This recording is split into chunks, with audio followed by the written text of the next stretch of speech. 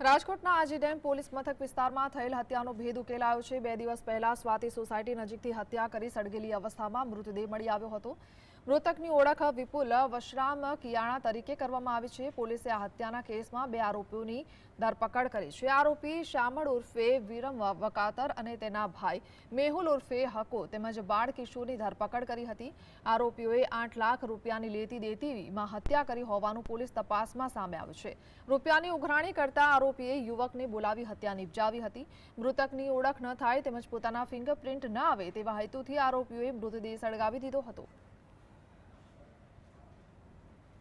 થી 2 દિવસ પહેલાં જે લાશ આજી ડેમ પોલીસ સ્ટેશન વિસ્તારમાં અર્ધ બળેલી હાલતમાં મળી આવેલી, એમાં વિપુલભાઈ છે, એમનું મૃત્યુ થયેલું।